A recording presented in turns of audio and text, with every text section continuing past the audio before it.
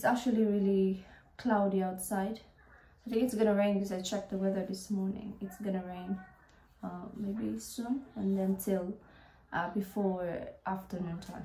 So yeah, so may work ako today guys. Pakita ko sa inyo yung very short clips lang kung ano yung ginagawa ko pagdating sa work. Pero hindi talaga yung actual work kasi hindi nga siya pwede.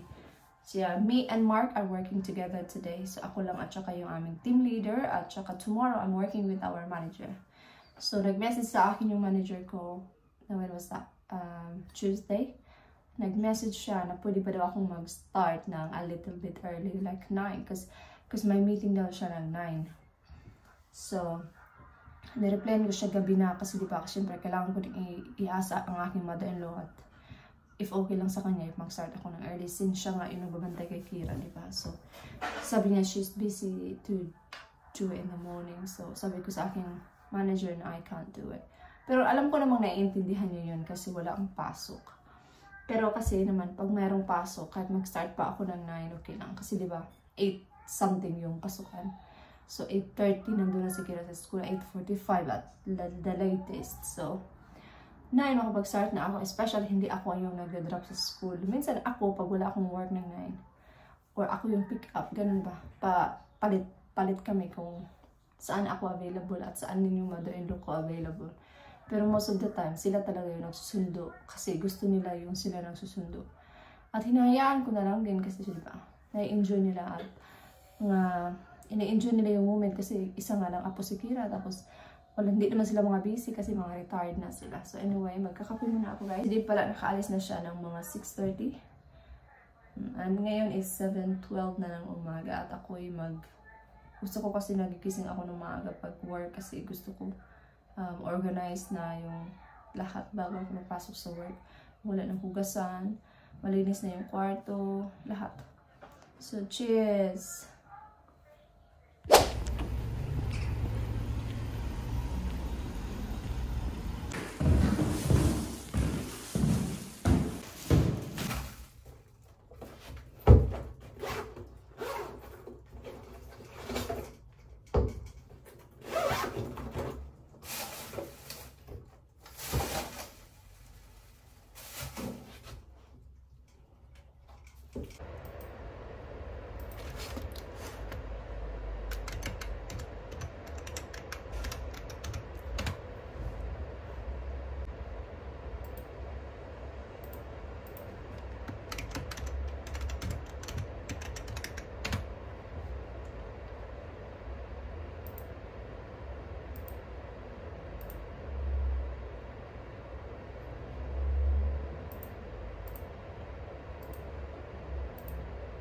At 2 minutes na lang at ako'y papasok, pababa na.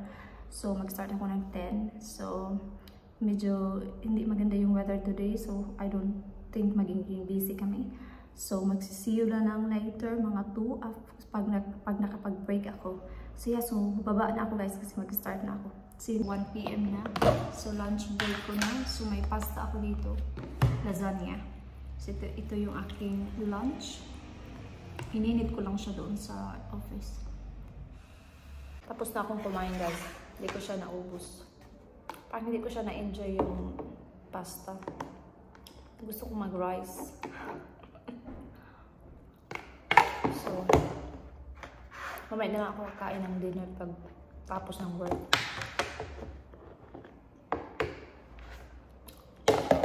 Meron pa akong 10 minutes. Tapos, bababa na naman ako. Nasa baba kasi yung work, nasa taas yung office area. Hindi ako nag-work sa office, pero yung staff area at saka yung office side is nandito sa taas. Nag-e-echo kasi. Ako lang dito mag-isa. Pero parang nag-e-echo siya ba?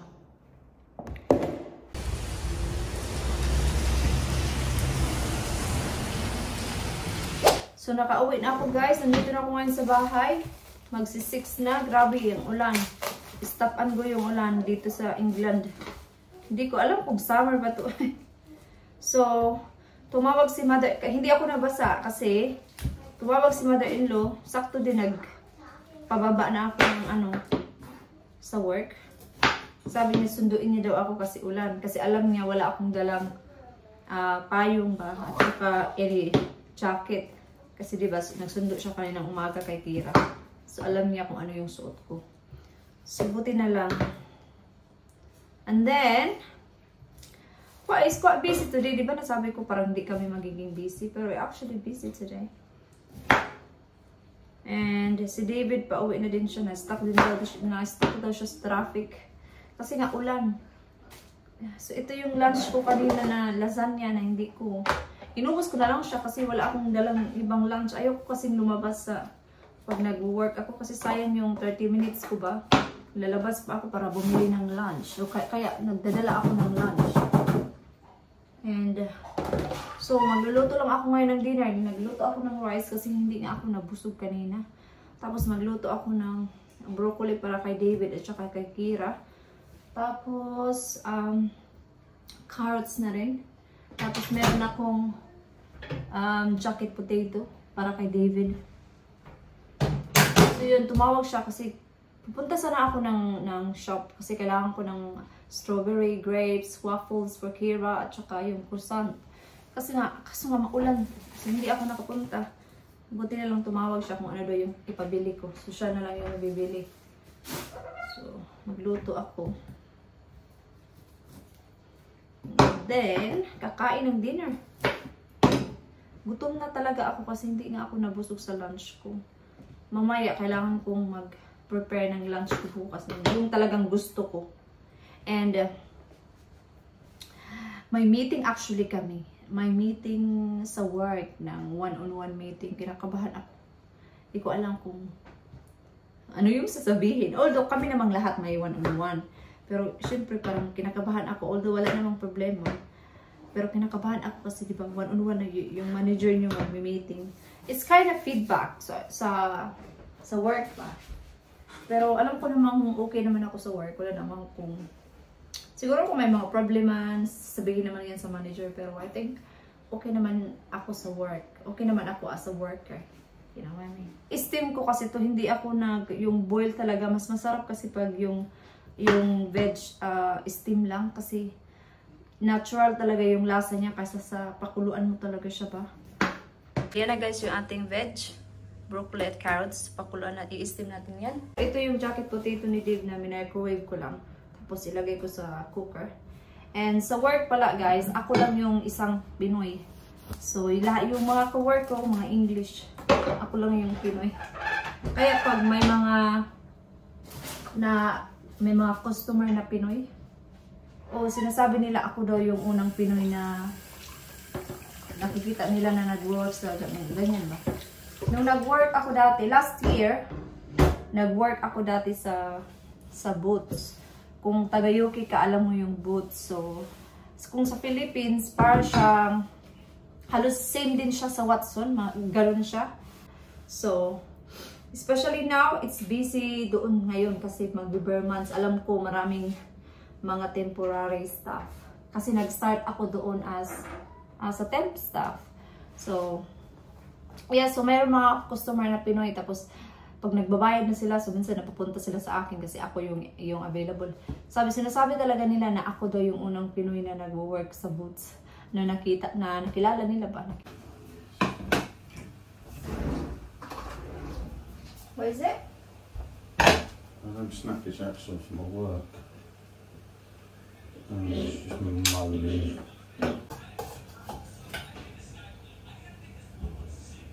So yan yung dinner ni David.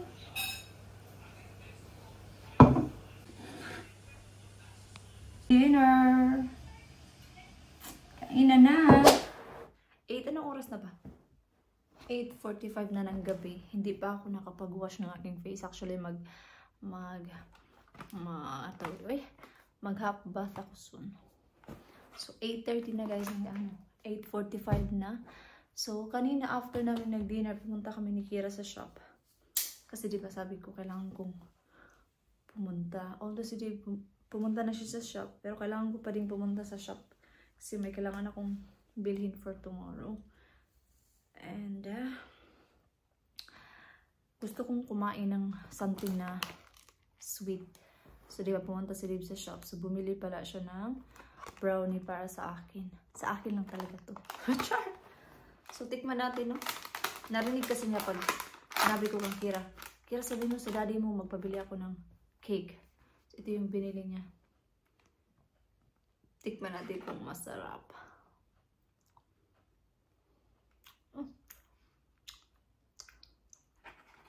Super tamis.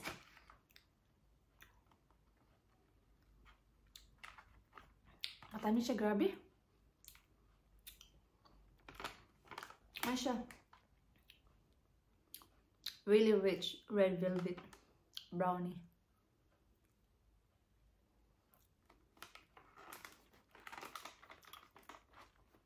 Masarap pero masyadong matamis. So tatanggal na ako ng aking makeup. Tapos mag-wash ako ng face. Kasi di pa si Kira nasa kwarto na. Nanood pa sila ng mga videos. Doon ako actually galing.